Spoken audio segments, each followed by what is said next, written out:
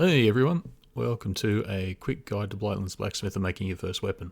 If you're watching this, I assume you got yourself a copy of the game, so thank you very much, that means a lot. Alright, we're just starting out here. This is what you'll see when you start a new game. I'll let you read the text when you play. The key parts of information you just part on is if you need help, there is the help manual here that tells you how to do everything. All you have to do is press the tilde key or the special left on a gamepad and it will bring it up. The other thing he told you, which is kind of useful to know to get yourself a bit of a head start at the beginning of the game, is where the hidden piles of gold are. Helpful to buy stuff. Alright, part one we're going to go through now is mining. Pick up our pick, throw it on the back of the cart, light the lantern, and off we go. Cart rumbles away. The cart is basically your inventory for a lot of the game. All goes in, weapon goes in. Anything you buy from the quartermaster will be dropped in there. And we'll trundle down the mine. I'm not going to make you watch me drive all the way to the bottom.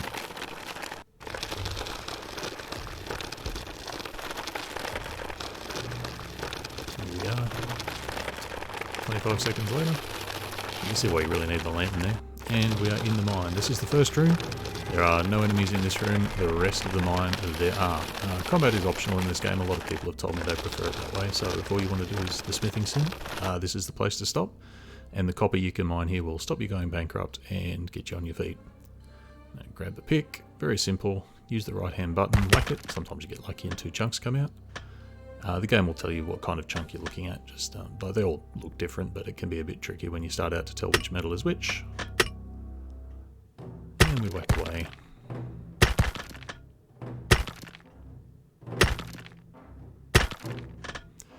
We're getting plenty because, as I say, if you want to play the game without combat, you'll need to trade some of this at the start of the game to get a bit of a head up. We'll go through that soon.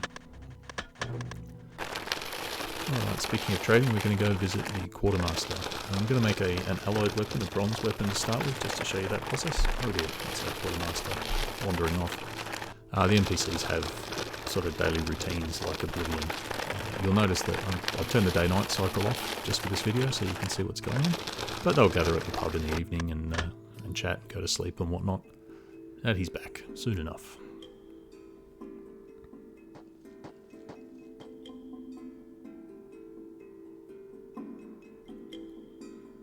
Wander up here, use the speak button, and you can see we can sell our copper pretty easily there.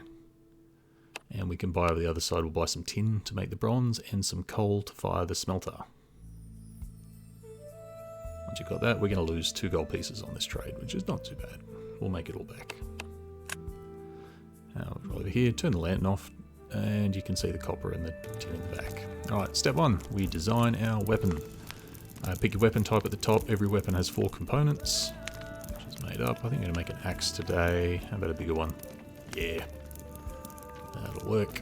And now we have to smelt the head. You can smelt the whole thing. This one I'm just going to turn off all the guards, grips and pommels and buy those from the cutler. But you can make it all out of metal. It's not a great idea, but there are uses for it. So I need 4 chunks.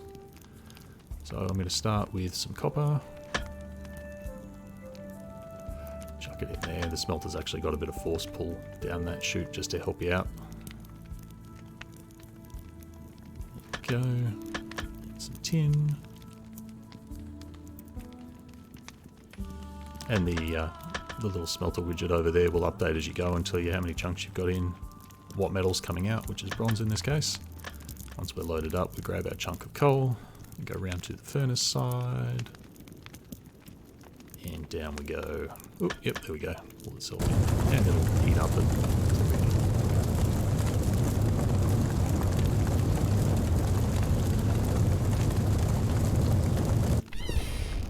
pouring out in a nice big furnace. Here we go, and it'll over there. You can actually make up to like 9 weapons at a time if you want, which is why there's such a large casting area, just for efficiency. Right, we're into forging. This is the meat and beans. We all love this part. All you do is walk up with the hot ingot in your tongs, interact with the anvil, and there you go. When you'll see the indicator there is red, and give it a whack, and you'll be able to see some damage go up on the far side. That's bad. That will reduce the quality of the weapon. The aim is to find all the green spots, which will move and shift as you shape out whatever you've chosen to make. There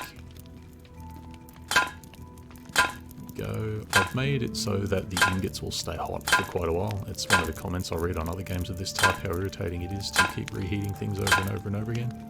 This one, it should only be when you're working on a very large weapon with hard material. You may have to do reheats. I'll show you how that's done in just a second. You can see when we finish up here, the quality won't go all the way up to 100% because I deliberately made a few mistakes of the damage, and that will determine the damage and the appearance of your weapon. If it had gotten too cold and the icon had gone blue, you just chuck it over here on the furnace, heat it up a few times. It's good to do before you quench as well.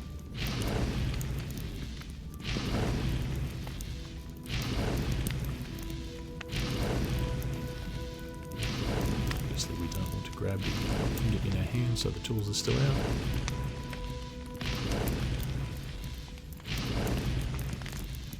And just pick it up again, lovely cherry red glow there, and into the quenching trough. Its primary role is to turn our first shape of the ingots into nice weapon heads that the game knows it can attach things to. Just drop that there for now, and we'll head off. Oh, got the forging title there, that's no good. To the cutler. Now the easiest way to use the cutler is if you look in the top left, those three buttons will bring up exactly what you've got on the design stand. You can shop and explore and buy whatever you want, it'll all still work on the weapon, but that's the quick way to make sure you're getting what you expect. And you just change the materials. There's up to 3 or 4 materials on every piece, so you can get some nice custom looks. And as he says there, anything you buy here just automatically gets dropped to the assembly bench.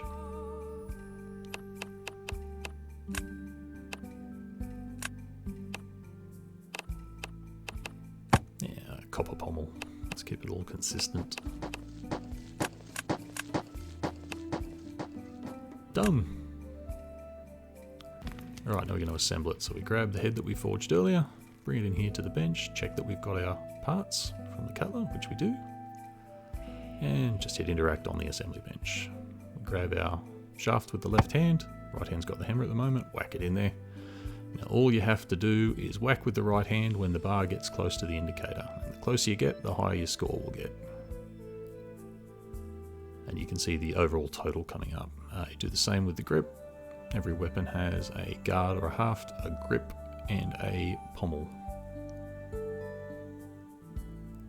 Gives you that a real ability to customize the appearance and get lots and lots of different shapes and colours. Ooh, showing you how bad I am at my own game here. Don't look, don't look. There you go, once you've got your overall total all the way up and you've assembled all the pieces, just hit interact, grab the weapon, and give it a few test swings. Come on, see some combat. There we go. And we're going to go out and grind it sharp. This is sort of the final step for a complete weapon that you'd be happy to sell to the Legion. We just start the wheel moving by holding the right button down, and you keep that within the 2 large gold brackets on the right, and on the left you see another little gauge for the blade end. Once you're happy to start, just hit the interact key, you'll lower the blade onto the grindstone, and the aim is to keep both the indicators on different sides of the screen within their brackets for 15 seconds. And the longer you manage that, the higher the quality will be. Ooh, 98%. Probably my best ever. Right, selling, which is the whole point, nice and easy. We throw it on a weapon rack or in the back of the minecart. If it's on the rack, you can sell it to customers, which pay you a lot more if you get the make it correctly to what's on the map, which we'll have a look at in a second. But if you sell to the Legion, yeah, the cart, they'll buy it from the cart. They're desperate. Alright, now what I meant by that is if we look at this map here, you'll see all these locations they discover have an enemy type and a location type. And different types of customer, whether they be warriors or mages or rogues, will come up based on the location, and the weapons you make will need to match the enemies, both whether they're elementally enchanted or the resistances. Just talk to our little bannerman here. They will sell it. I think it's 65 gold pieces for that one, which is not bad for something that cost us 20. But like I say, you want to sell to a customer.